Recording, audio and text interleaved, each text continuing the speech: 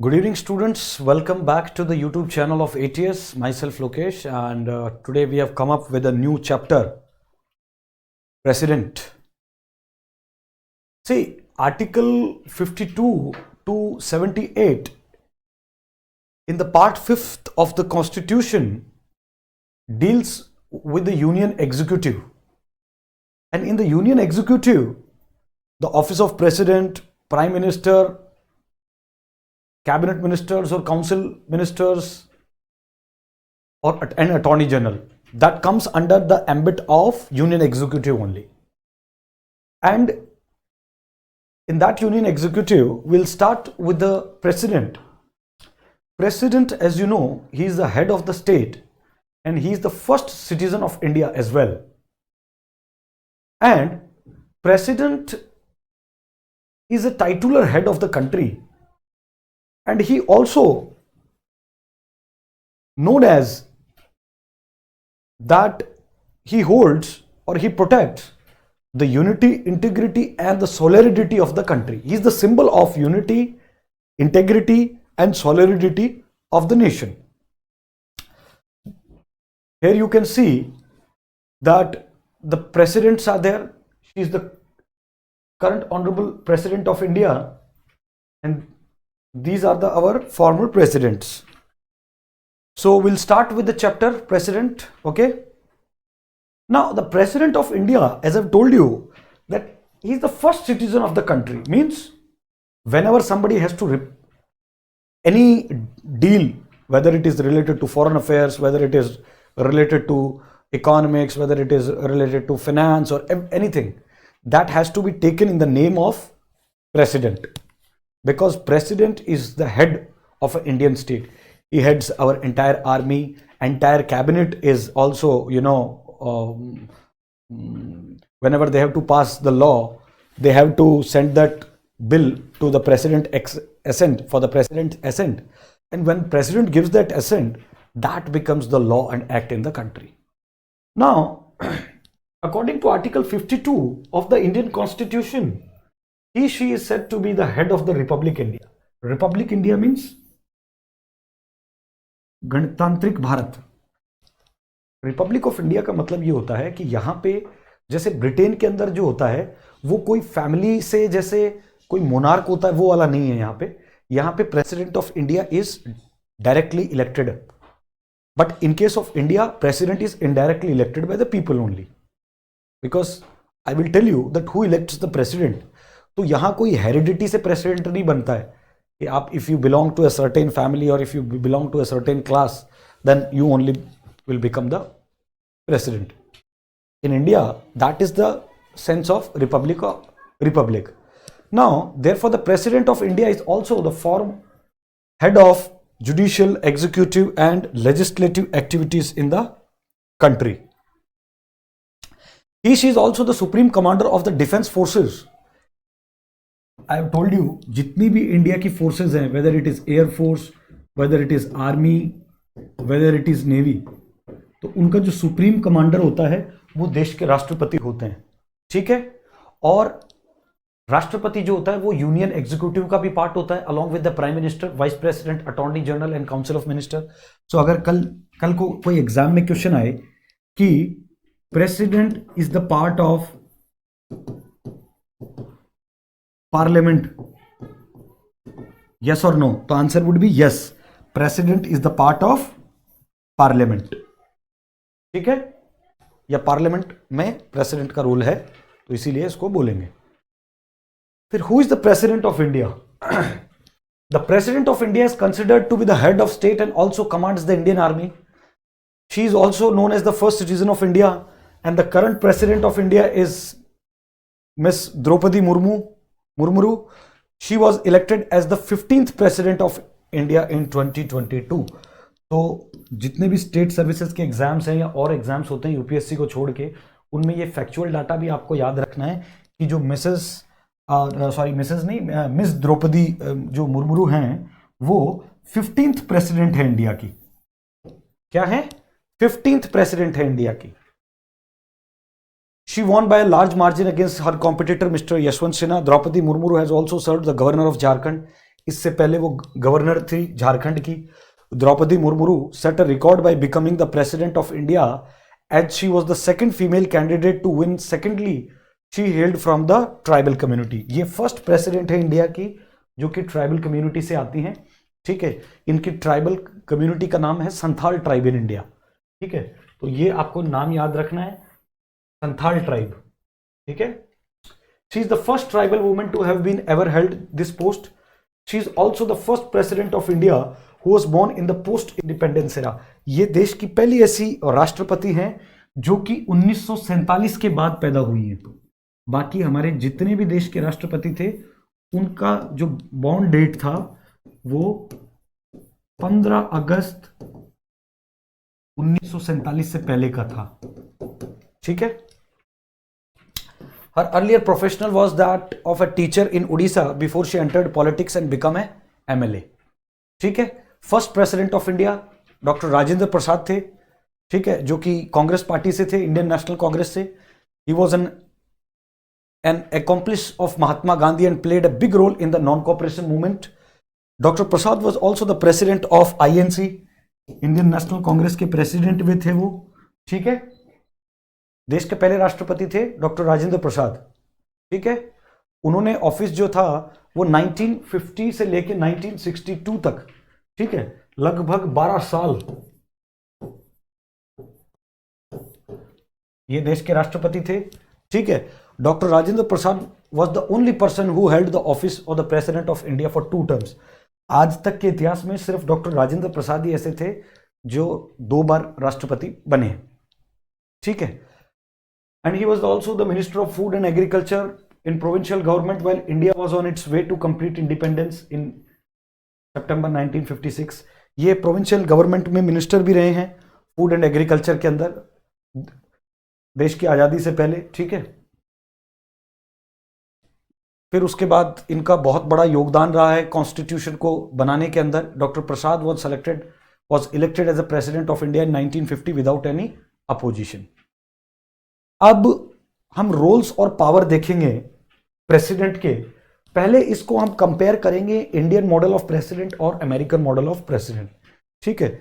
जैसे कि इंडिया के अंदर जो नॉमिनल हेड होता है वो तो होते हैं प्रेसिडेंट, और जो रियल हेड होते हैं वो होते हैं प्राइम मिनिस्टर। और फिर मैं आपको पार्लियामेंट वाले चैप्टर में मैंने आपको बताया था कि इंडिया के अंदर जो होता है वो executive is responsible to the legislature, और जो एग्जीक्यूटिव की जो भी डिसीजन होगा उस पे राष्ट्रपति जो होता है that is bounded by that advice of cabinet. Got my point. Indian जो अमेरिकन प्रेसिडेंट होता है वो क्या होता है कि वो हेड ऑफ द स्टेट भी होता है और हेड ऑफ द गवर्नमेंट भी होता है।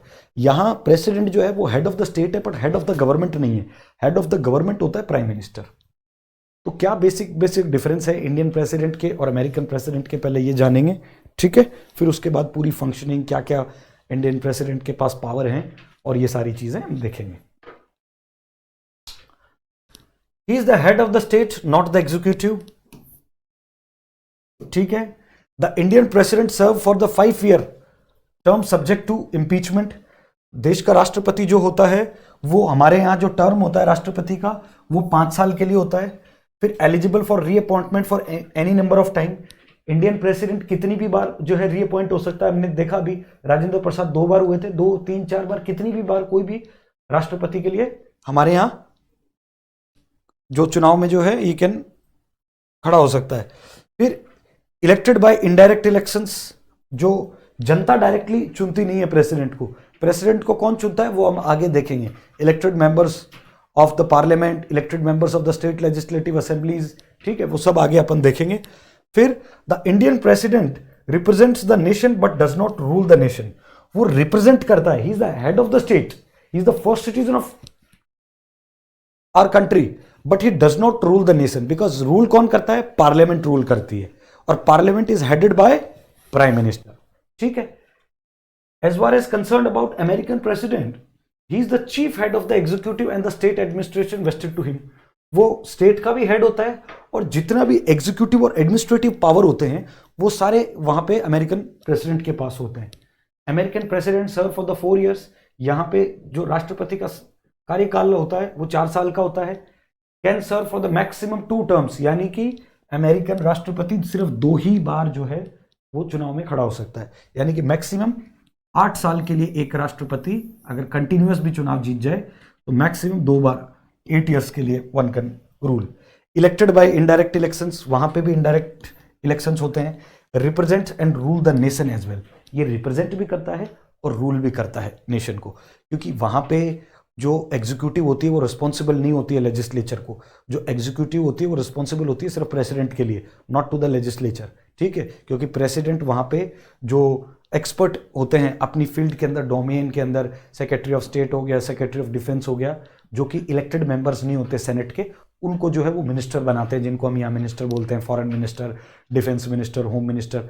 वहाँ इस तरह के कोई मिनिस्टर जो होता है वो लेजिस्लेचर का पार्ट नहीं होते, दे आर एक्सपर्ट पीपल, ठीक है, इन देयर रेस्पेक्टिव फील्ड्स। फिर उसके बाद इंडियन प्रेसिडेंट जो होता है वो generally bound by the advice of his ministers, can not act contrary to their advice and can advise और nor he can do anything without their advice. राष्ट्रपति बिना कैबिनेट के एडवाइस के कुछ नहीं कर सकता इंडिया के कंटेक्स्ट में। President of the Indian union has no power to do so long as his minister command in majority in the parliament. जब तक पार्लियामेंट के अंदर किसी पॉलिटिकल पार्टी की मेजॉरिटी है तब तक प्रेसिडेंट अपनी मर्जी से कुछ नहीं कर सकता। Not bounded by such advice, यहां पे क्या होता है, प्रेसिडेंट एग्जीक्यूटिव की किसी एडवाइस से बाउंड नहीं होते हैं, ही एक्ट इंडिपेंडेंटली। फिर the president of the US can dismiss any secretary eight any time, जो क्योंकि जब एग्जीक्यूटिव रिस्पॉन्सिबल ही नहीं है लेजिस्लेचर के लिए, neither they are the part of the legislature, तो जो प्रेसिडेंट होता है उनके पास पावर होता है that they can dismiss them at any time, right. फिर how is the president of India elected, देश के अंदर हमारे यहां राष्ट्रपति कैसे इलेक्ट किया जाता है।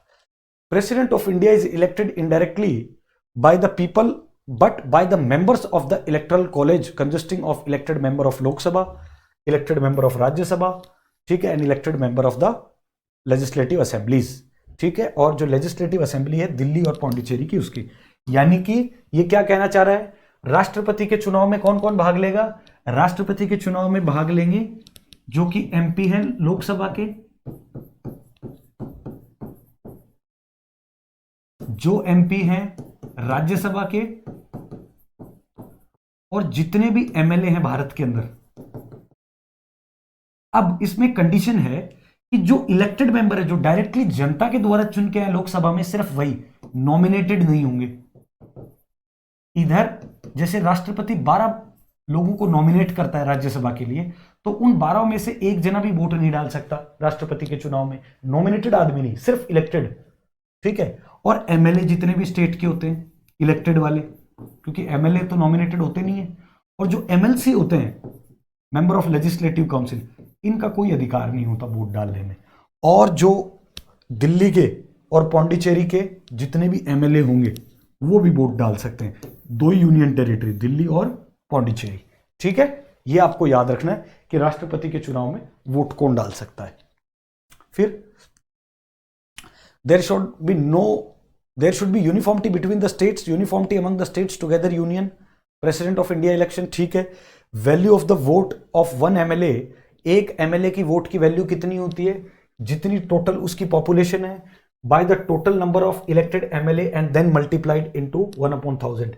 यानी कि सपोज करो राजस्थान की बात करते हैं, तो मान लीजिए राजस्थान में टोटल पॉपुलेशन है 7 करोड़ और total number of elected MLA होते हैं वहां पे 200, तो 7 करोड़ डिवाइडेड बाय 200 इंटू 1/1000, इसको जो प्लस माइनस करके जो वैल्यू आएगी वो एक एमएलए की वोट की वैल्यू होगी,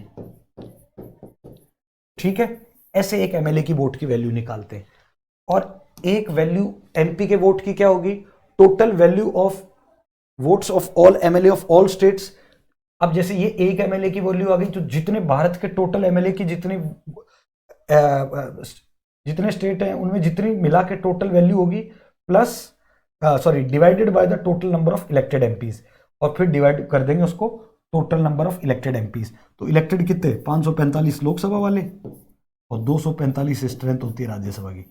तो इसको मिला के जो टोटल आएगा उससे इसको डिवाइड कर देंगे। ठीक है, अब एक बार यूपीएससी प्रीलिम्स में ये पूछा गया था कि एमएलए की वोट की वैल्यू और एमपी के वोट की वैल्यू क्या बराबर होती है क्या राष्ट्रपति के चुनाव में? तो आप आंसर पता है आपको, नहीं हो सकती, क्योंकि यहां तो वैल्यू अलग आएगी और यहां वैल्यू अलग आएगी। तो जब दोनों की वैल्यू आएगी तो टोटल जो वैल्यू होती है एमएलए के वोट की वो अलग है राष्ट्रपति के चुनाव में, और एमपी के वोट की वैल्यू अलग है।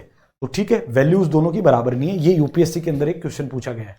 ठीक है, फिर उसके बाद में the president election is held on the principle of single transferable vote by the proportional representation system formula total number of valid votes divided by the seat plus then whole added by 1। कहने का ये मतलब है कि MP के vote में तो चुनाव कैसे होता है, first past the post system. कहने का ये मतलब होता है कि जैसे मान लो 4 कैंडिडेट खड़े हो रहे हैं एमपी के चुनाव में, तो जिस आदमी को जितने ज्यादा वोट मिलेंगे, मान लो टोटल 10 लाख वोट पड़े एमपी के चुनाव में एक कॉन्स्टिट्यूएंसी के अंदर। ठीक है, अब ये 4 जने खड़े हुए हैं यहां पे से, एक जने को 2 लाख मिले, एक जने को 1 लाख मिला, एक जने को जो है 50,000 ही मिले। ठीक है, और तीसरे को जो है वो 5 लाख वोट मिल गए।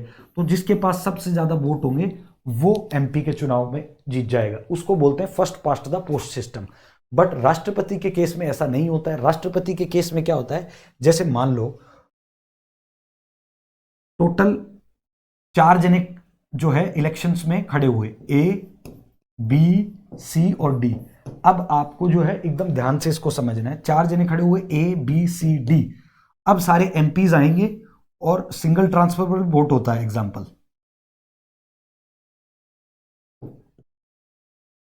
इसमें क्या होगा, वो राष्ट्र जैसे मान लो ए वाले को इसने फर्स्ट प्रेफरेंस पे रखा, बी वाले को इसने 2 पे रखा, सी वाले को 4th पे और डी वाले को। फिर दूसरा एमपी आया, उसने इसको पहले पे रख दिया, इनको चौथे पे रख दिया, इसको तीसरे पे और इसको दूसरे पे। फिर एक और आदमी आया, उसने भी इनको पहले पे रखा, इनको दूसरे पे, इनको तीसरे पे, इनको चौथे पे। फिर एक आदमी आया, उसने इनको पहले पे रखा, इनको चौथे पे, इनको तीसरे पे और इनको दूसरे पे। तो अब जो है टोटल काउंट होते हैं वोट। जितने भी लोगों ने फर्स्ट नंबर पे ए को रखा है वो काउंट किया जाएगा, जितने भी लोगों ने बी को फर्स्ट पे रखा है वो काउंट किया जाएगा, सी ने कितने लोगों को फर्स्ट पे रखा है वो काउंट किया जाएगा, डी ने कितने लोगों को फर्स्ट पे काउंट किया वो रख जाएगा। जिसके ज्यादा फर्स्ट होंगे वो ही राष्ट्रपति का चुनाव जीत जाएगा। ठीक है, उस फॉर्मूला से। ठीक है, जो सबसे ज्यादा फर्स्ट प्रेफरेंस देगा किसी कैंडिडेट को, दैट विल विन।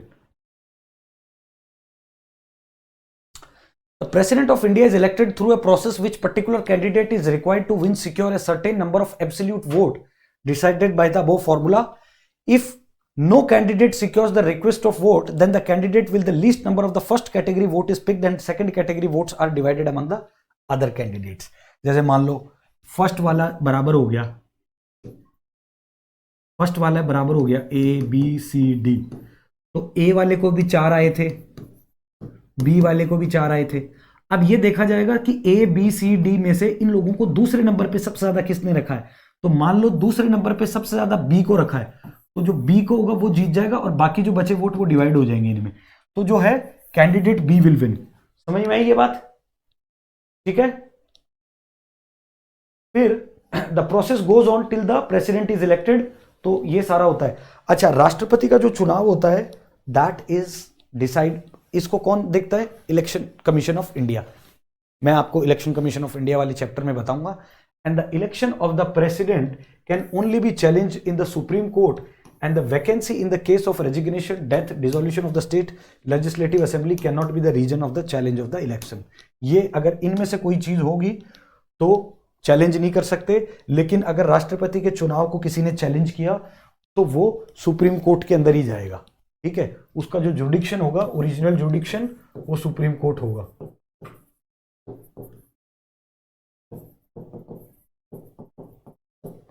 ठीक है, who can be the part of the president election? मैं आपको ऑलरेडी बता चुका हूं कि इलेक्टेड मेंबर ऑफ एमपी जो Lok Sabha, elected MPs of Rajya Sabha और elected MPs of the states including Delhi and Pondicherry. सिर्फ ये इंक्लूड होते हैं, इसके अलावा कोई नहीं होता। फिर अब अपन देखेंगे क्वालिफिकेशन क्या है प्रेसिडेंट ऑफ इंडिया बनने के लिए। सबसे क्वालिफिकेशन पहली ये है, he should be citizen of India and have a completed 35 year of age. ठीक है, वो एक इंडिया का सिटीजन होना चाहिए, लेकिन अमेरिकन वाले में बाय बर्थ होना चाहिए। इंडिया में ऐसा कहीं कॉन्स्टिट्यूशन में लिखा नहीं है बाय बर्थ। ये शायद एक एग्जाम में क्वेश्चन पूछा गया था, यूपीएससी में ही पूछा गया था शायद। ठीक है, सबसे पहली बात तो वो सिटीजन होना चाहिए इंडिया का। दूसरा, मिनिमम एज उनकी 35 साल होनी चाहिए। ठीक है, और he should be qualified for the election as a member of Lok Sabha. ठीक है, वो एमपी बन, मतलब उनकी क्वालिफिकेशन की वो एमपी का चुनाव लड़ सकते हैं, लोकसभा का, ये उनकी क्वालिफिकेशन होनी चाहिए। बट एज कैटेगरी जो है वो 35 होनी चाहिए, क्योंकि एमपी का जो चुनाव होता है वो आदमी 25 ईयर की एज के बाद लड़ सकता है इन केस ऑफ लोकसभा। राज्यसभा में ये जो एज है ये है 30। ठीक है, उसके अलावा इनके पास कोई भी गवर्नमेंट में ऑफिस ऑफ प्रॉफिट नहीं होना चाहिए, ये कोई सरकारी नौकरी में नहीं होने चाहिए, ये कहीं मिनिस्टर नहीं होने चाहिए जिस टाइम पे राष्ट्रपति के लिए चुनाव में खड़े हो रहे हैं। ठीक है, या किसी लोकल गवर्नमेंट में या स्टेट गवर्नमेंट में किसी पोस्ट पे नहीं होने चाहिए। यही बस एक क्वालिफिकेशन है। ठीक है, पहली qualification, he should be a citizen of India. दूसरी, he should have attain the age of 35। तीसरी क्या, that he should be qualified to become a member of the Lok Sabha. फिर the oath of the president of India is mentioned in the constitution itself. Faithfully execute the office, preserve and protect and constitution and dedicated it to the service and well-being of the people. ठीक है, ये preserve protect and defend करते हैं constitution को, preserve करते हैं, protect करते हैं और डिफेंड करते हैं कॉन्स्टिट्यूशन को। ठीक है, ताकि लोगों का वेलबींग हो सके। ठीक है, राष्ट्र का वेलबींग हो सके, उसके लिए ये ओथ भी लेते हैं। और जो टेन्योर होता है राष्ट्रपति का वो मैं आपको ऑलरेडी बता चुका हूं, 5 years, but he can stay in the office until the new president arrives. ऐसा नहीं कि लोकसभा के जैसे कि 5 साल खत्म हो गया दोबारा तुरंत चुनाव होता है। इसमें क्या है, 5 ईयर्स तक इनका वो होता है, फिर जब तक नया प्रेसिडेंट इलेक्शन होके ऑफिस में नहीं आता है तब तक he can be the president of India. Conditions of the president office, he should to have vacated the seat of the member of either house on the first day as the president in the office, that he cannot be a member of Lok Sabha and Rajya Sabha. जैसे ही राष्ट्रपति, पहली बात तो राष्ट्रपति बनने से पहले ही छोड़नी पड़ेगी जो अगर कोई ऑफिस ऑफ द प्रॉफिट है। और दूसरी चीज ये कंडीशन ये है कि you have to vacate the seat, तो एक ही बात हो गई। खैर, he should not hold any profit office in the union state local authority। फिर इनको क्या क्या सुविधाएं मिलती है, राष्ट्रपति भवन प्रोवाइड होता है इनको रेसिडेंस के लिए विदाउट एनी रेंट पेमेंट। जो आपने देखा होगा हमारा राष्ट्रपति भवन, वो इनको एज ए रेसिडेंस के लिए अलॉट होता है विदाउट कोई पेमेंट। फिर president enrolment allowance and privileges are decided by the parliament. राष्ट्रपति को क्या क्या सुख सुविधाएं, घर, कौन सा भत्ता मिलेगा, कौन कौन से प्रिविलेजेस मिलेंगे, वो डिसाइड करती है पार्लियामेंट। प्रेसिडेंट की अभी करंट सैलरी कितनी होती है, 5 लाख। हमारे देश की राष्ट्रपति की सैलरी होती है 5 लाख। ठीक है, during his term of office the enrolments and allowance can not be dismissed by the parliament. जब तक वो ऑफिस में रहेंगे उस दौरान तक पार्लियामेंट जो है उनकी सैलरी को या उनकी किसी भी अलाउंस को या उनके किसी भी सुख सुविधा को कम नहीं कर सकती है। और जैसे एमपीज के पास प्रिविलेजेस होते हैं वैसे ही उनको कुछ प्रिविलेज दिए जाते हैं क्रिमिनल प्रोसीडिंग्स में, even in the respect of the personal acts. After giving the prior 2-month notice only, civil proceedings can be initiated for his personal acts and the president India cannot be arrested or imprisoned। मतलब जब तक वो राष्ट्रपति रहेंगे उनके खिलाफ कोई भी क्रिमिनल केस, भले ही उन्होंने खुद ने किया हो वो क्रिमिनल एक्ट, कोई भी क्रिमिनल एक्ट उनके ऊपर नहीं चलेगा। सिविल का केस चल सकता है लेकिन वो भी 2 महीने का नोटिस देने के बाद। ठीक है, और राष्ट्रपति को जब तक वो कुर्सी पे हैं, जब तक वो चेयर पे हैं, उनको ना आप अरेस्ट कर सकते, ना इधर यू कैन इम्प्रिज देम, ना जेल में डाल सकते।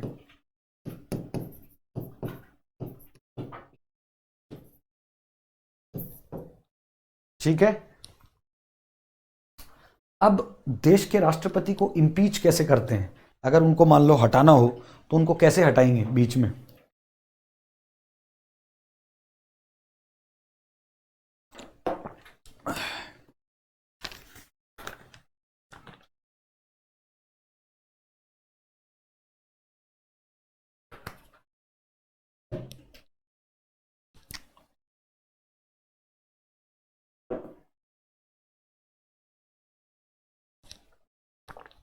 The parliament can impeach the president of India, the violation of the constitution can remove him her, but the constitution violation is not defined in the constitution.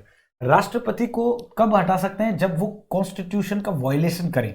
लेकिन constitution का violence particular है क्या? वो constitution के अंदर किसी भी article के अंदर मेंशन नहीं है। ठीक है। According to the constitution, the removal of the president is done through the process where a proposal to prefer a charge is contained in the resolution brought after 14-day notice to the president in writing। अगर उनको राष्ट्रपति को हटाना है तो पहले एक draft देना पड़ेगा, राष्ट्रपति के नाम पे एक पहले प्रपोजल बनाना पड़ेगा इम्पीचमेंट के नाम से, और वो कम से कम उनको नोटिस देना पड़ेगा 14 डेज का, और उसके बाद में उस प्रपोजल को जो है वो आप पार्लियामेंट के अंदर लेके आ सकते हैं। The house then take ups the resolution and if House passes the resolution with a majority of 2/3 of the total membership of the House। अगर उस हाउस उस रिजोल्यूशन को ले लेता है और फिर उसको 2/3 of the total membership of the House present and voting, 2/3, जब तक वोटिंग नहीं होगी वो रिजोल्यूशन पास नहीं माना जाएगा। अगर रिजोल्यूशन पास हो जाता है to the second house, then second house investigates the charge where the president is entitled to either represent himself to get represented। If the second house passes the resolution with the same majority, the president stands impeached। अगर लोकसभा पास कर देता है उस resolution को 2/3 से, फिर राज्यसभा भी पास कर देता है उस रिजोल्यूशन को 2/3 से, तो फिर राष्ट्रपति को इम्पीच्ड माना जाएगा। अब सवाल यह है कि इनकी इम्पीचमेंट में पार्ट कौन लेता है? जब मैंने आपको यह कहा था कि इलेक्शन की बात चल रही थी, तो राष्ट्रपति को जब चुनने की बात आती है तो यह आता है कि इलेक्टेड एमपीज थे लोकसभा के, इलेक्टेड एमपीज थे राज्यसभा के, और फिर एमएलए थे स्टेट असेंबलीज के। लेकिन जब इनको इंपीच करने की बात आती है तो उसमें एमपी होते हैं लोकसभा के इलेक्टेड प्लस नॉमिनेटेड, एमपी होते हैं राज्यसभा के इलेक्टेड प्लस नॉमिनेटेड। नॉमिनेटेड लोग जो थे वो इलेक्शन के टाइम पे मौजूद नहीं थे, इलेक्शन के टाइम पे सिर्फ थे एमएलएज। लेकिन जब इंपीच की बात आएगी तब इलेक्टेड एमएलएज का कोई रोल नहीं है, उस टाइम पे सिर्फ elected plus nominated MPs of Lok Sabha and elected MPs of Rajya Sabha and nominated MPs of Rajya Sabha, सिर्फ यही पार्ट लेते हैं। समझ में आई मेरी बात?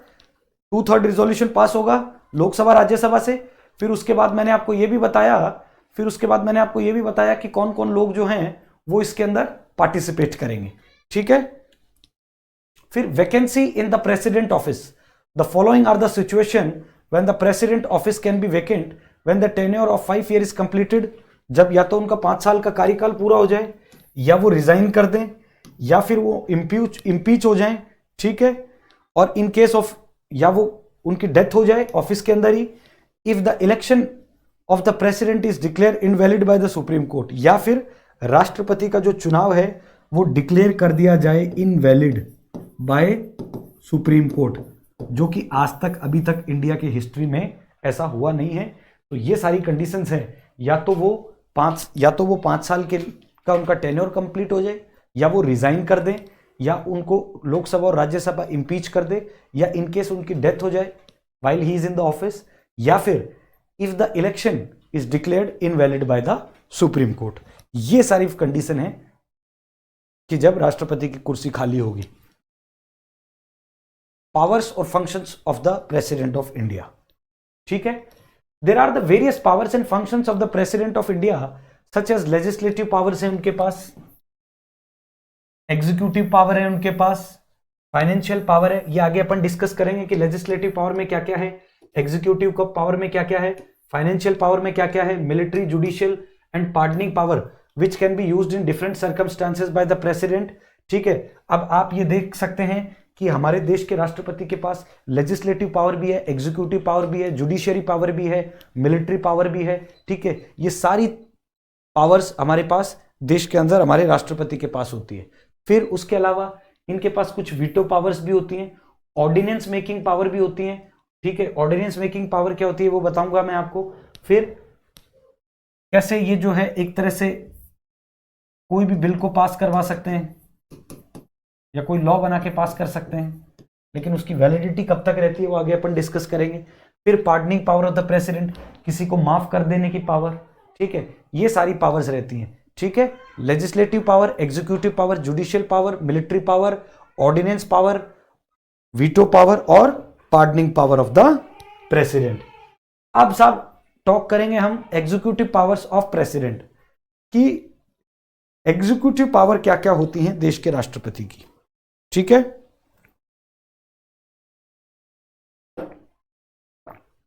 All the business shall be in his name, जितने भी कार्यक्रम सरकार में होंगे या जो भी बिल लाया जाएगा वो that should B bring in the name of the president. जितनी भी इंटरनेशनल ट्रीटी साइंड होती हैं देश में और subject to ratification by the parliament, वो भी देश के राष्ट्रपति के नाम से होती हैं। जितने भी एलोकेट होंगे business among the minister, they are on the advice of the prime ministers, ठीक है। The president of India is to be informed on the affairs of union and propose, कभी भी बुला के प्रेसिडेंट जो है वो प्राइम मिनिस्टर को पूछ सकता है कि पार्लियामेंट के अंदर क्या चल रहा है, आप इसके ऊपर क्या काम कर रहे हैं। प्रेसिडेंट को हमेशा इंफॉर्मेशन होना जरूरी है।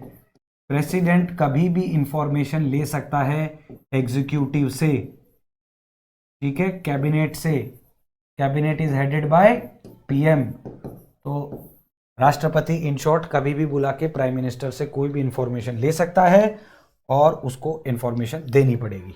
The prime minister and the council of minister are appointed by the president. जो प्राइम मिनिस्टर होते हैं और जो काउंसिल ऑफ मिनिस्टर्स होते हैं उसकी ओथ, उसकी शपथ जो है या उनको अपॉइंट जो है वो राष्ट्रपति ही करवाता है, ठीक है। ये एग्जीक्यूटिव पावर्स है। फिर उसके बाद अब हम देखेंगे कि लेजिस्लेटिव पावर क्या है हमारे प्रेसिडेंट की। समन कर सकते हैं, प्रोरोगेट कर सकते हैं, sending message with respect to the bills to both houses, calling joint session बुला सकते हैं। In case of abrupt vacancy in the case of the office, the speaker, deputy speaker, president will make a temporary arrangement. अगर मान लो Lok Sabha speaker की vacancy खाली है या राज्यसभा के स्पीकर की वैकेंसी खाली है तो वो किसी को इलेक्ट कर सकते हैं या किसी को टेम्पररी बेस पे वो जो है अरेंज करके उनको देना पड़ेगा, ठीक है। Ordinance lays before both houses in the report of UPSC. बहुत सारी ऑर्गेनाइजेशंस हैं जिसकी रिपोर्ट जो है वो राष्ट्रपति को जाती हैं, जैसे कैग की रिपोर्ट, फाइनेंस कमीशन की रिपोर्ट, यूपीएससी की रिपोर्ट, जो नेशनल कमीशन होता है उसकी एससी की रिपोर्ट, एसटी कमीशन की रिपोर्ट, ओबीसी कमीशन की रिपोर्ट। ये सारी कमीशन की जितनी भी रिपोर्ट होती हैं ये प्रेसिडेंट के पास जाती हैं और फिर प्रेसिडेंट इनको जो है वो टेबल अप करता है पार्लियामेंट के अंदर। ये आपको याद रखना है, ठीक है। फिर उसके बाद annual financial statement, comptroller, auditor general, ये सारी जो भी हैं कॉन्स्टिट्यूशनल स्टैट्यूटरी बॉडी जो हैं वो इनको राष्ट्रपति को जो है रिपोर्ट करती है। फिर ये परमिशन देता है introduction of the money bill.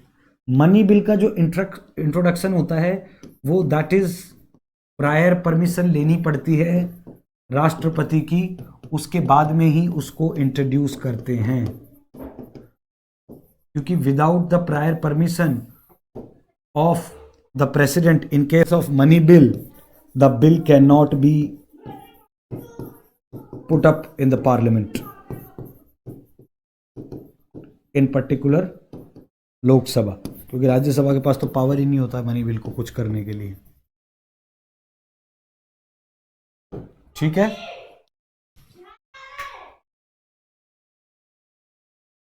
Financial powers of the Indian president, ये तो थी लेजिस्लेटिव पावर्स। अब फाइनेंशियल पावर देखेंगे इंडियन प्रेसिडेंट की, ठीक है। Only with the prior recommendation of the president a money bill can be introduced in the parliament. उनकी permission के बिना आप जो है वो मनी बिल जो है वो पास नहीं कर सकते। फिर annual financial statement which is the union budget is laid before the parliament, जो आर्टिकल 112 जिसको बजट बोलते हो वो एनुअल फाइनेंशियल स्टेटमेंट होता है, वो आप जो है उनकी परमिशन से ही पार्लियामेंट के अंदर टेबल्ड अप करते हैं। Recommendation of the distribution of the revenues between centre state, he constitute the finance commission of the India at every 5 year, article 280, ठीक है। जो फाइनेंस कमीशन होता है, यूपीएससी होता है, ये जितनी भी इस तरह की जो इंपॉर्टेंट कमीशंस होते हैं, इनकी जो रिपोर्ट्स होती हैं वो सारी टेबल्ड अप होती हैं प्रेसिडेंट के पास, और फिर प्रेसिडेंट जो है वो इनको टेबल्ड अप करता है पार्लियामेंट के अंदर, ठीक है। फिर उसके बाद हम आगे देखेंगे judicial power of the president. इनके पास जुडिशियल पावर कौन सी होती है? President can pardon, commute, remit, respite and deprive any sentence of any court except the military court, ठीक है। Appointment of the supreme court, high court जजेस, he can also refer the supreme court for any case of its opinion. President के पास ये power होती है कि वो किसी भी कोर्ट का कोई भी फैसले को जो है वो पलट सकते हैं, रोक सकते हैं। वो आगे अपन डिस्कस करेंगे कि पार्डन का क्या मतलब होता है, कम्यूट का क्या मतलब होता है, रेमिट का क्या मतलब होता है, रेस्पाइट का क्या मतलब होता है। कोई हाई कोर्ट का फैसला हो चाहे सुप्रीम कोर्ट का फैसला हो, किसी भी फैसले पे they can put the stay and they can delay the process, ठीक है। फिर डिप्लोमेटिक पावर होती है प्रेसिडेंट ऑफ इंडिया के पास। प्रेसिडेंट रिप्रेजेंट करता है इंडिया को इंटरनेशनल फोरम्स पे। जितने भी इंटरनेशनल एरिना के अंदर हस्ताक्षर होते हैं या कोई एग्रीमेंट होता है वो राष्ट्रपति के नाम से ही होते हैं। Negotiation and conclusions of the international treaties agreements are done on the behalf of president. जितने भी नेगोशिएशंस या जितने भी ट्रीटीज या साइन होती है, जितने भी एग्रीमेंट साइन होते हैं वो राष्ट्रपति के साइन से ही होते हैं, ठीक है, on the behalf of the president. फिर military power of the president, वो अपॉइंट करते हैं chief of army, navy, air force को। वो सुप्रीम कमांडर होते हैं तीनों डिफेंस फोर्सेस के। ही कैन डिक्लेयर वॉर और conclude peace subject to the approval of parliament, ठीक है। फिर उनके पास इमरजेंसी पावर होते हैं प्रेसिडेंट के पास। President has extraordinary power with the following 3 types of emergency. National emergency लागू होती है 352, वो राष्ट्रपति करता है। जब कैबिनेट जो है रिटर्न रिकमेंडेशन देती है राष्ट्रपति को, उसके बाद राष्ट्रपति ही अप्रूव करता है कि नेशनल इमरजेंसी लगेगी कि नहीं। प्रेसिडेंट रूल, जिसे कहते हैं राष्ट्रपति शासन, 356 से 365 तक आर्टिकल में मेंशन्ड है। जिसे जब गवर्नर रूल लग जाता है तो वो पावर जो होती है वो भी प्रेसिडेंट के पास होती है। एक होती है फाइनेंशियल इमरजेंसी, आर्टिकल 360, वो भी राष्ट्रपति के पास ही होती है। तो ये जितनी भी तीनों टाइप की इमरजेंसी हैं, नेशनल इमरजेंसी, फिर उसके बाद में प्रेसिडेंट रूल, और फिर उसके बाद में फाइनेंशियल इमरजेंसी, ये तीनों पावर जो होती हैं ये राष्ट्रपति के पास ही होती हैं। Got my point. फिर pardoning power of the president, राष्ट्रपति के पास जो है वो कौन कौन सी पार्डनिंग पावर होती हैं? The president has the pardoning power in the case of death, other matters in the union law, court martial and also give to the respite, commit and reprieve. मतलब तीनों लॉज के चाहे state law हो, चाहे central law हो, चाहे supreme court के अंदर मामला पेंडिंग हो, चाहे हाई कोर्ट के अंदर मामला पेंडिंग हो, राष्ट्रपति के पास एक एक्स्ट्रा ऑर्डिनरी पावर होती है। और चाहे वो मिलिट्री का कोई कोर्ट मार्शल हो, राष्ट्रपति के पास एक स्पेशल पावर होती है। अब कौन कौन सी उस पावर्स के अंदर क्या क्या पार्ट हैं वो अपन डिस्कस करेंगे। एक तो होता है, सबसे पहला इंपॉर्टेंट होता है पार्डन। पार्डन का मतलब होता है वैसे माफ कर देना। It removes both sentence and conviction, therefore completely absolves the convict from all sentence, punishment and disqualifications। Pardon का मतलब ये होता है कि अगर किसी आदमी को 5 साल की सजा हो जाए या फांस या कोई भी सजा हो जाए तो वो सजा को भी रिमूव कर देता है और उसको पूरा मतलब एब्सोल्युटली फ्री कर देते हैं हर सेंटेंस से। पनिशमेंट जो भी उसको कितने भी साल की सजा हुई है, कोई भी पनिशमेंट हुई है या किसी भी प्रकार का उसके लिए डिस्क्वालिफिकेशन किया गया है किसी भी सेगमेंट में, तो उसको कंप्लीटली रिमूव, एक तरह से नॉर्मल आदमी जैसे पूरा कंप्लीट आजाद हो जाता है वैसे कंप्लीट पार्डन कर सकता है राष्ट्रपति। फिर और चाहे कोई भी केस हो, चाहे मर्डर केस हो, चाहे कोई भी हो, अगर पार्डन है तो पार्डन के अंदर क्या होता है, ये रिमूव करता है सेंटेंस और कन्विक्शन बोथ को एक साथ, ठीक है, और ये कन्विक्ट कर देता है एब्सोल्युटली सामने वाले को। फिर होता है commutation. It cannot the substitution of one form of punishment into the lighter form। Example, एक death sentence could also be commuted to the rigorous imprisonment। ये क्या करता है, जो सजा होती है उसको लाइट कर देता है। लाइट मतलब हल्का कर देता है। जो अगर कोई हैवी सजा मिल गई उसको लो कर देगा, लाइट कर देगा। जैसे मान लो किसी को डेथ सेंटेंस मिल गया, उसको घटाकर ये कर देगा कि भाई इसको आजीवन कारावास हो जाए। एक तो फांसी पे चढ़ा रहे और एक उसको जो है आजीवन कारावास हो। तो ये क्या है, उसकी फॉर्म को, उसकी जो पावर है उस पावर को चेंज कर देता है, जो सजा की जो एक जिसे कहते हैं मैग्नामिटी होती है उसको कम कर देता है, ठीक है। This is called commutation. फिर उसके बाद होता है रेमिशन। It denotes the reducing the quantum of a sentence without changing the character. कहने का ये मतलब है, जैसे मान लो किसी को 7 साल की सजा होगी, उसको घटा के 5 साल की कर दी, किसी को 2 साल की सजा होगी, उसको घटा के 1 साल की कर दी। तो मतलब ये रेमिट करता है। रेमिट जो है वो टाइम पीरियड के ऊपर होता है, ठीक है। मान लो किसी की 2 साल की रिग्रेस सजा है, उसको इसने काट के 1 साल की कर दी, ठीक है। तो ये टाइम पे।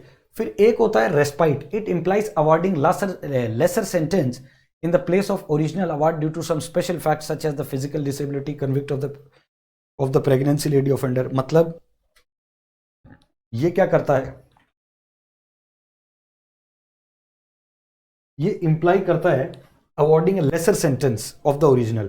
मान लो किसी को स्पेशल केस के अंदर, मान लो कोई फिजिकली हैंडीकैप है, कोई प्रेग्नेंट महिला है, या कोई और जो है ओल्ड आदमी है, उसको सजा हो गई 8 साल की, उसको ये करके 2 साल कर देगा। लगभग रेमिटेशन वाला ही है, लेकिन ये एप्लीकेबल होता है कि स्पेशल केसेस के अंदर ये एप्लीकेबल होता है, जब कोई फिजिकल हैंडीकैप हो या कोई नीडी हो, वैसे केस में ये अवॉर्ड करता है लेस सेंटेंस। मान लो सजा होनी चाहिए साल भर की, उसको कर दिया 6 महीने का, या मान लो सजा होनी चाहिए कि भाई इसको 10 लाख का फाइन लगेगा, उसको घटा के इसने 2 लाख का फाइन कर दिया, तो ये होता है, ठीक है। ये हमने इंपॉर्टेंट देखी। पार्डन में आपको समझ में आया, कंप्लीटली रिमूव।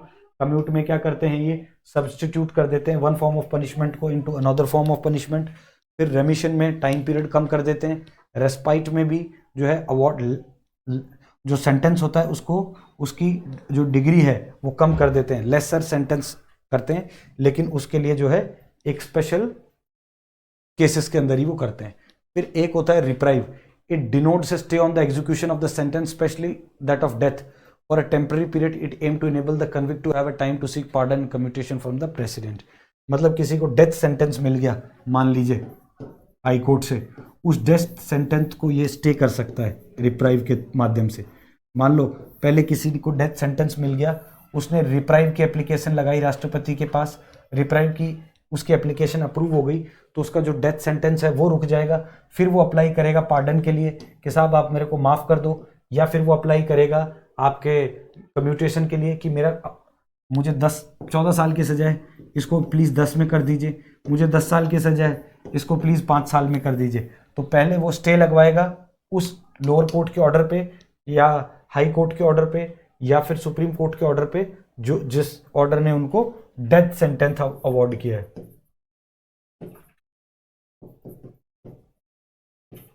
ठीक है। must be on the advice of council minister। the convict has no right to oral hearing। Reprieve के केस में क्या होता है, जो एडवाइस होती है वो काउंसिल ऑफ मिनिस्टर्स जो होती है, उनकी एडवाइस के ऊपर ही, जो काउंसिल ऑफ मिनिस्टर्स होते हैं उनकी एडवाइस के ऊपर ही कन्विक्ट को जो है वो इसकी सुविधा मिलती है रिप्राइव की, ठीक है। ओरल हियरिंग, जैसे कोर्ट के अंदर हियरिंग होती है, तो उसमें जो है जिसके लिटिगेंट और अपोजिशन पार्टी दोनों जाती हैं अपना अपना पक्ष रखने के लिए, ऐसे केस में ये सिर्फ एक लेटर लिख के देगा या एक एप्लीकेशन जो है अप्लाई करेगा, बट राष्ट्रपति काउंसिल ऑफ मिनिस्टर से ये फैसला लेगा कि वो क्या एडवाइस करते हैं। इस आदमी के पास ये अधिकार नहीं है ये बोलने का कि ये साहब मेरा फंडामेंटल राइट है, आप मेरे को जो है वो मेरी बातें सुनो ओरली, ठीक है। Pardoning powers, distinction between the president of India and governors in the legal landscape, ठीक है। राष्ट्रपति की और गवर्नर की दोनों की पावर के बीच में क्या डिफरेंस होता है, अभी हमें यह समझना पड़ेगा।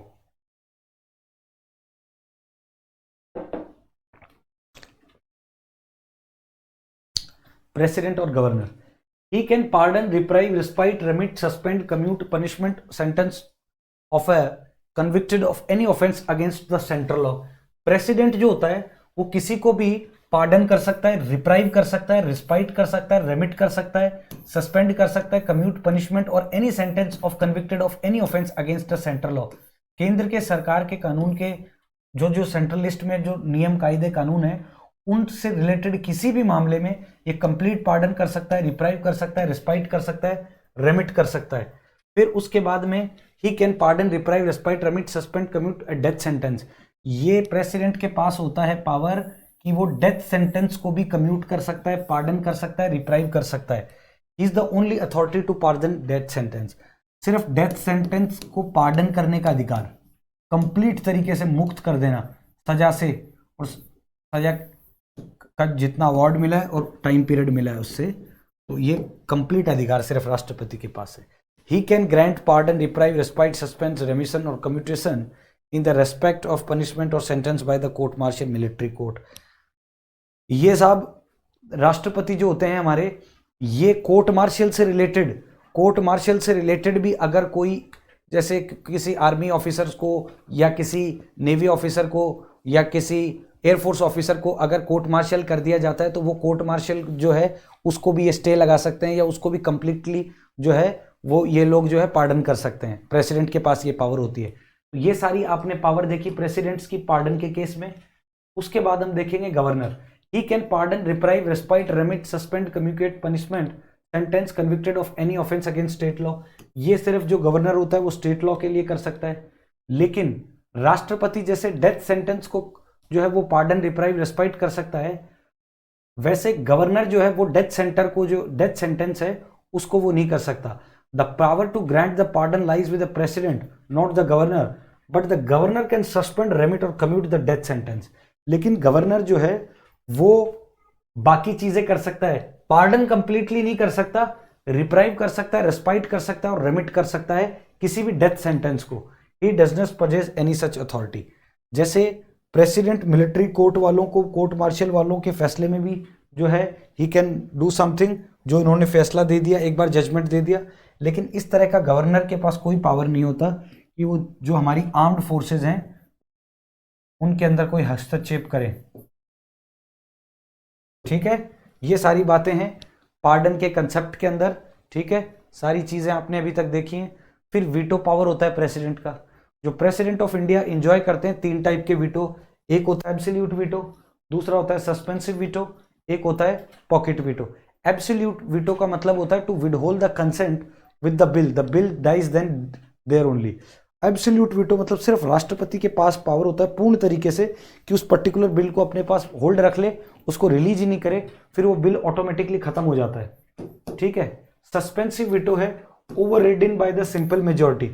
सस्पेंसिव वीटो होता है लेकिन that is overridden by simple majority, मतलब मान लो पार्लियामेंट ने कोई लॉ बना के भेजा, उसको भी रोक लगा सकता है वीटो पावर के तहत। ठीक है, उसके पास ये वीटो हो सकता है कि उसको पास ना करे, भले मान लो वो सिंपल मेजॉरिटी से पास बन के आया हुआ कानून है, उसको भी जो है प्रेसिडेंट जो है वो ओवरराइड कर सकता है। ठीक है। पॉकेट वीटो, द प्रेसिडेंट में delay bill for unlimited period in the US maximum difference is 10 years। Pocket veto के मामले में भारत का जो कॉन्स्टिट्यूशन है वो साइलेंट है। कॉन्स्टिट्यूशन के किसी भी आर्टिकल में ये नहीं लिखा है कि जैसे एक बार पॉकेट में बिल डाल लिया तो उसके कितने दिन बाद में वो है उसको रीइंट्रोड्यूस करना है।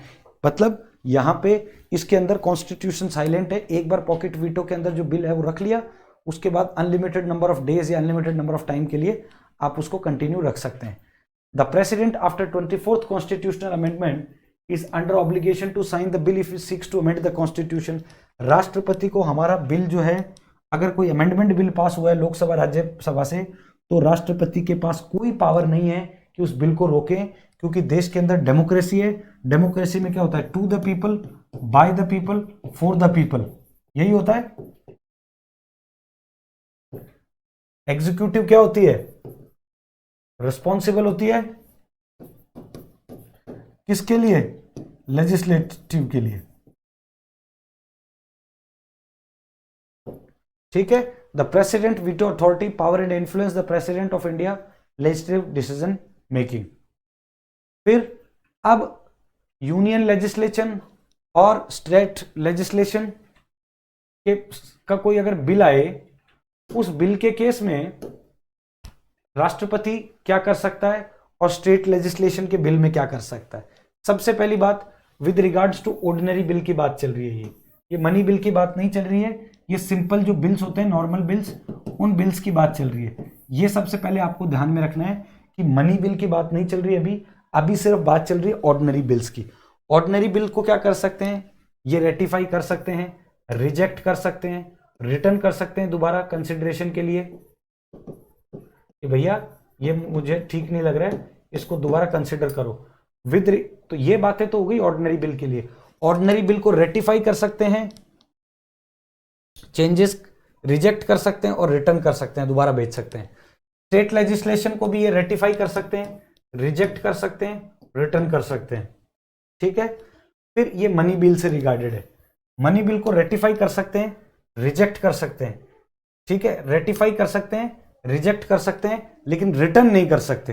ठीक है, या तो आप, क्योंकि मनी बिल तो वैसे भी प्रेसिडेंट की बिना परमिशन के इंट्रोड्यूस हो ही नहीं सकता, लेकिन स्टिल उसको रेटिफाई कर सकते हैं और रिजेक्ट कर सकते हैं, लेकिन वापस जो है वो उस बिल को रिटर्न नहीं कर सकते आप। Got my point.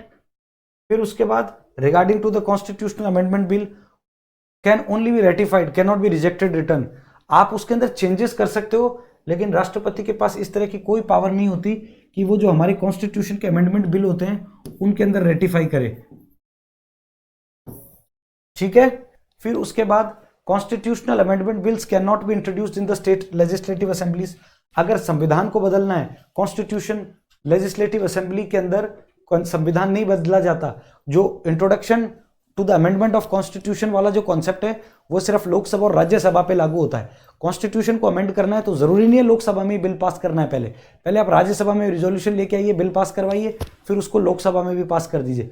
उस केस में राष्ट्रपति के पास कोई पावर नहीं है, उसको एसेंट देना ही देना पड़ेगा। ठीक है, ये आपको सबसे इंपॉर्टेंट इसके अंदर याद रखनी है। Constitution amendment is bill can not be introduced in the state legislatives. तो स्टेट लेजिस्लेटिव असेंबलीज के अंदर जो है वो डील नहीं कर सकते आप। फिर एक है ऑर्डिनेंस मेकिंग पावर।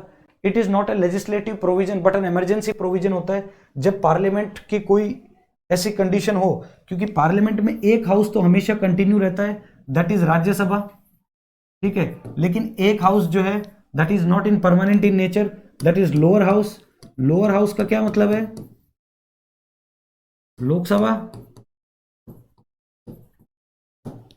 ठीक है, तो ये एक लेजिस्लेटिव प्रोविजन है बट ये इमरजेंसी प्रोविजन है। ये ordinance can only be promulgated on दो subject which parliament is empowered to legislate in the union list और the concurrent list. No constitutional amendment is done through an ordinance. Ordinance can not be issued if the both houses are in the session. सबसे important बात है, ordinance issue राष्ट्रपति तभी कर सकता है जब दोनों हाउस सेशन में नहीं हो। अगर एक हाउस सेशन में है सिर्फ राज्यसभा, उस केस में प्रेसिडेंट कर सकता है, लेकिन अगर दोनों हाउसेस चल रहे हैं, लोकसभा और राज्यसभा, तब अपनी मर्जी से प्रेसिडेंट कोई ऑर्डिनेंस बिल लाके उसको कानून नहीं बना सकता। दूसरी सबसे इंपॉर्टेंट बात है, राष्ट्रपति सिर्फ उन्हीं सब्जेक्ट्स पे, उन्हीं विषयों पे अध्यादेश ला सकते हैं जो कि सेंट्रल लिस्ट के अंदर जो सब्जेक्ट्स हैं या फिर कंकरेंट लिस्ट में सब्जेक्ट हैं जिस पे सेंटर और स्टेट दोनों मिलकर लॉ बना सकती है। स्टेट सब्जेक्ट के ऊपर राष्ट्रपति अपना जो है ऑर्डिनेंस पावर नहीं चला सकते। ठीक है, तो आपको ये याद रखना है, ऑर्डिनेंस जो होता है वो एक ही केस में होगा, तब दोनों हाउस सेशन में नहीं है। ठीक है, दूसरी चीज, कॉन्स्टिट्यूशनल अमेंडमेंट बिल जो होता है, कॉन्स्टिट्यूशनल ऑर्डिनरी ऐसा कोई बिल नहीं ला सकते जिससे कॉन्स्टिट्यूशन को अमेंड कर सकते हो आप। तो मतलब अगर राष्ट्रपति कोई कॉन्स्टिट्यूशन से रिलेटेड कोई अमेंडमेंट बिल लेके आना चाहता है तब वो नहीं आ सकता, ये आपको इसमें याद रखना है। फिर ordinance making power is subject to the judicial review. एक तरह से ऑर्डिनेंस अगर कोई लेके आ गया राष्ट्रपति, तो वो सुप्रीम कोर्ट के पास पावर है कि उसका जुडिशियल रिव्यू होगा। ठीक है, ये आपको याद रखना है। फिर ordinance making is an emergency provision that should be avoided in the normal sense. The maximum life of ordinance is 6 months और 6 weeks। मैक्सिमम ऑर्डिनेंस का जो एक लाइफ होता है वो 6 महीने ही होता है। मान लिया आज राष्ट्रपति ने कोई ऑर्डिनेंस बना दिया, लोकसभा सेशन में नहीं है, लेकिन 6 महीने के बाद उसको राज्यसभा से रेटिफाई करवाना पड़ेगा, पास करवाना पड़ेगा, अदरवाइज वो ऑटोमेटिक नल एंड वॉइड हो जाएगा। क्या हो जाएगा? Null and void. ठीक है। Ordinance is issued by the president on the advice of cabinet. Ordinance issue होता है राष्ट्रपति के, कब करता है? जब कैबिनेट एडवाइस करती है। अब आप ये सोच रहे होंगे सर एक बात बताओ, अभी तो आप ये कह रहे थे कि जब लोकसभा जो या राज्यसभा दोनों हाउस सेशन में होते हैं तब ऑर्डिनेंस नहीं ला सकता, और अब आप कह रहे हो कि ऑर्डिनेंस इशू राष्ट्रपति कैबिनेट की रिकमेंडेशन से ही करता है। तो सर जब लोकसभा ऑलरेडी सेशन में है तब तो ला नहीं सकता, तो फिर कैबिनेट कहाँ से आई? कैबिनेट का ये मतलब हुआ अगर मान लो लोकसभा डिसॉल्व हो गई तो राज्यसभा के जो मिनिस्टर्स होंगे जो उस एक्स पॉलिटिकल पार्टी से बिलोंग करते हो, तब वैसे केस के अंदर भी ये कर सकते हैं, या फिर अपनी इच्छा से करेगा तो 6 महीने से ज्यादा इसकी वैलिडिटी नहीं रहेगी। ठीक है। अब अपन देखेंगे पावर टू अपॉइंट और पावर टू रिमूव। राष्ट्रपति को राष्ट्रपति के पास किस किस चीज का पावर होता है, किस किस को अपॉइंट कर सकता है और किस किस को रिमूव कर सकता है। या आप इसका स्क्रीनशॉट ले लीजिए, ये इंपॉर्टेंट है, ये काम में आएगा कि राष्ट्रपति जो है किस किस को अपॉइंट कर सकता है और किस किस को जो है रिमूव कर सकता है।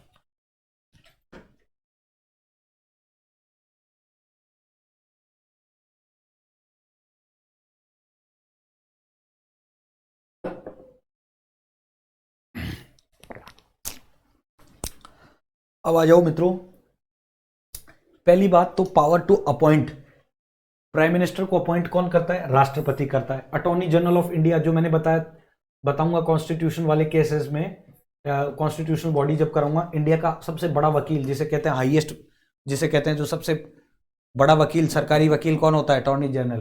फिर सीएजी को अपॉइंट कौन करता है? राष्ट्रपति।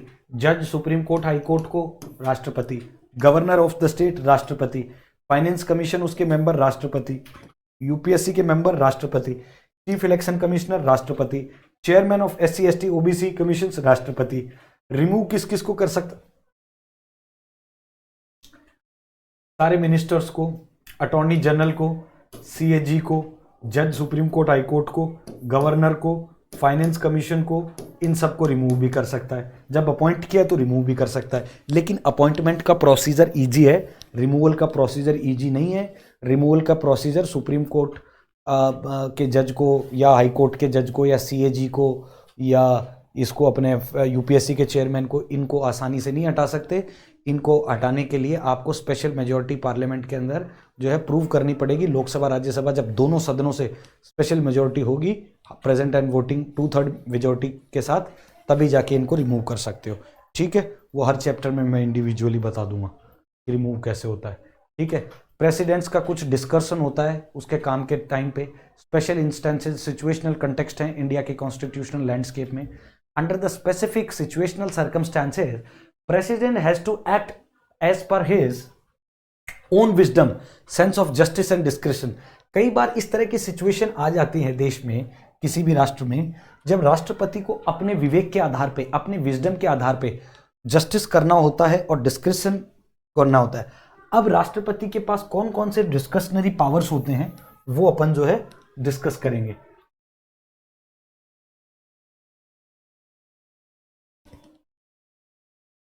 The president is expected to exercise his discretion in such circumstances as much of the Lok Sabha's life may still be intact and it's worthwhile to explore the possibility of forming an alternative government. ठीक है, ऐसे time पे करता है। In appointing the PM from among the contenders when the no single party attains the majority after the, ये situational एक तरह से पावर होता है, डिस्क्रिशनरी पावर होता है। जब कोई भी आदमी कंटेंडर जो होता है किसी सिंगल पार्टी से पीएम का नहीं होता है, ठीक है, या मेजॉरिटी किसी पार्टी के पास नहीं होती है, तो राष्ट्रपति अपने हिसाब से किसी आदमी को पीएम अपॉइंट कर सकता है। तो कितना बड़ा पावर है। ठीक है। फिर उसके बाद में अल्टरनेटिव गवर्नमेंट किसको बनाने देना है, तो वो ऑटोमेटिकली एक ही बात हो गई। ठीक है। फिर आफ्टर रिजाइनिंग, कैबिनेट मिनिस्टर जो होते हैं या central group of ministers after resigning advise the president to dissolve the Lok Sabha and hold the fresh elections. ये भी राष्ट्रपति के पास सिचुएशनल होता है कि भाई अगर जब कैबिनेट मिनिस्टर ये रिटर्न रिकमेंडेशन दे दे या बोल दे, प्राइम मिनिस्टर बोल दे कि भाई आप कैबिनेट को डिसॉल्व कर दो, लोकसभा को फ्रेश इलेक्शन कराओ, तो वो करवाना है कि नहीं करवाना है वो राष्ट्रपति के पास होता है। फिर आर्टिकल 85 में कहता है president can summon each house of the parliament to meet to ensure that 6 months shall not be intervene between its last sitting. हर 6 महीने से ज्यादा का अंतराल नहीं होना चाहिए 2 सेशंस के बीच में। ये क्वेश्चन आया था कि 2 महीनों के जो सेशंस होंगे, विंटर सेशन हो, समर सेशन हो या बजट सेशन हो, जो भी हो, 2 सेशंस के बीच में 6 महीने से ज्यादा का गैप नहीं होना चाहिए। ये राष्ट्रपति सुनिश्चित करता है। फिर उसके पास जो होता है वो एक पॉकेट वीटो होता है। फिर ये रिटर्न कर सकते हैं एडवाइस को कैबिनेट मिनिस्टर की, ठीक है। Once it is council of ministers की, सॉरी, सीओ का मतलब है काउंसिल ऑफ मिनिस्टर्स, ठीक है, सीओएम का मतलब है काउंसिल ऑफ मिनिस्टर्स, ठीक है। ये रिटर्न कर सकते हैं advance of council of ministry ताकि एक बार दोबारा रिकंसिडरेशन हो। Can return the bill passed by the parliament once for its reconsideration, suspensive veto है, लेकिन अगर दोबारा आ गया तो उस केस में इनको अप्रूव करना ही करना पड़ेगा। मतलब एक बार अगर कोई बिल पार्लियामेंट से पास होके इनके पास आ जाता है तो ये उसको दोबारा रिकंसिडरेशन के लिए भी भेज सकते हैं, ठीक है। ऐसा वीटो, उस वीटो को बोलते हैं सस्पेंसिव वीटो, ठीक है। फिर ये कुछ आर्टिकल्स हैं हमारे देश के राष्ट्रपति जो सिग्निफिकेंट आर्टिकल हैं कॉन्स्टिट्यूशन के अंदर। 52 में बताया कि प्रेसिडेंट ऑफ इंडिया, उसके एग्जीक्यूटिव पावर। 53 में इलेक्शन कैसे होगा देश के राष्ट्रपति का, मैनर ऑफ इलेक्शन कैसे होगा, जैसे इंडिया में क्या कौन सा प्रेसिडेंट इलेक्शन कैसे होता है, प्रोपोर्शनल रिप्रेजेंटेशन से, प्रोपोर्शनल रिप्रेजेंटेशन से, ठीक है, ये याद रखना है। Term of office of president 5 साल, एलिजिबिलिटी ऑफ द री इलेक्शन कितनी भी बार हो सकता है, ठीक है। 35 साल की एज होनी चाहिए, लोकसभा का मेंबर बनने का क्वालिफिकेशन होना चाहिए और इंडिया का सिटीजन होना चाहिए, बताया था मैं आपको। फिर क्वालिफिकेशन क्या होनी चाहिए और फिर ये कंडीशन क्या होनी चाहिए, ये सारे जो है ओथ अफर्मेशंस वगैरह, अटॉर्नी जनरल किस किस चीजों को ये करता है, ठीक है। ये सारे आर्टिकल्स हैं, एक बार आप देख लेना। फिर अब इसके बाद में अब हम डिस्कस करेंगे सबसे इंपॉर्टेंट क्वेश्चंस जो कि प्रेसिडेंट के चैप्टर से आए हुए हैं अभी तक। Can be overridden by the, इनमें से ऐसा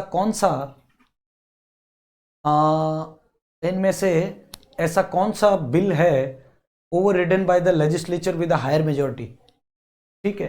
कौन सा वीटो पावर होता है वो ओवर रिडन हो सकता है by the legislature with a higher majority. Absolute veto होता है, क्या एब्सोल्यूट वीटो को ओवर रिडन कर सकते हैं लेजिस्लेटिव, ठीक है। क्या क्वालिफाइड वीटो को कर सकते हैं, या सस्पेंसिव वीटो को कर सकते हैं, या पॉकेट वीटो को। सो the answer would B suspensive veto, ठीक है। फिर उसके बाद में implies a stay on the execution of the sentence, इनमें से ऐसा कौन सा होता है जिसमें आप स्टे कर सकते हो एग्जीक्यूशन ऑफ द स्टे के ऊपर, तो answer would B reprieve. Reprieve में मैंने आपको बताया था ना, स्टे लगा सकते हैं डेथ सेंटेंस के ऊपर भी।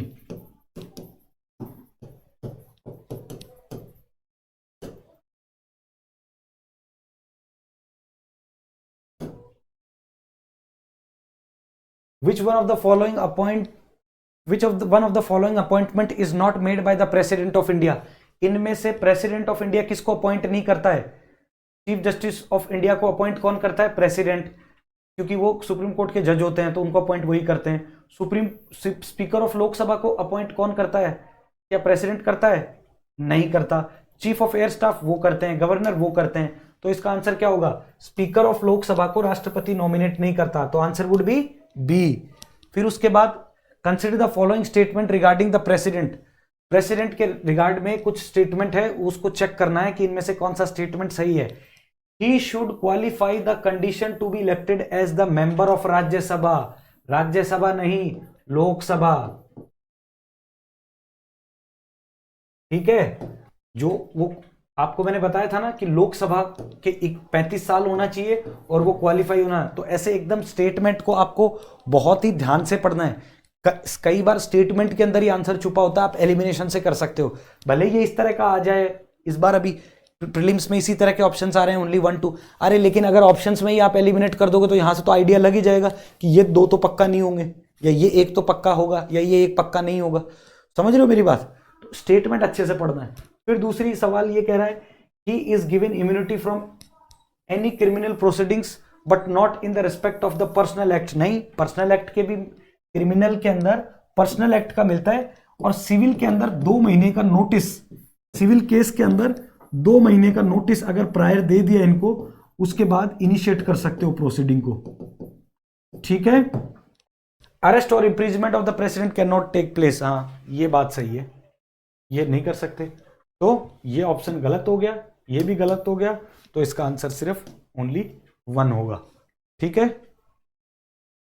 फिर है the procedure of the impeachment of the president of India is है, जो प्रोसीजर है of the impeachment of the president of India is है, क्या है? लेजिस्लेटिव प्रोसीजर है, एग्जीक्यूटिव प्रोसीजर है। ठीक है। The procedure of the impeachment of the president of India is a judicial procedure है, बताओ जुडिशियल प्रोसीजर है। क्वासी जुडिशियल क्या होता है? Half judicial half executive. फिर लेजिस्लेटिव प्रोसीजर, क्या एमपीज इंपीच करते हैं राष्ट्रपति को? लेजिस्लेचर तो वही हो गया जो मैंने आपको बताया था, राष्ट्रपति को कौन इलेक्ट करता है और कौन इंपीच करता है। या एग्जीक्यूटिव प्रोसीजर है, या सिर्फ कैबिनेट डिसाइड करती है। So answer would be the, बताओ क्या आंसर होगा इसका? जुडिशियल प्रोसीजर होगा, क्वासी जुडिशियल होगा कि लेजिस्लेटिव होगा? So the answer would be C, legislative procedure. ठीक है। तो this was all about the president chapter. ठीक है। Thank you so much, keep watching ATS, मिलते हैं अगली क्लास में।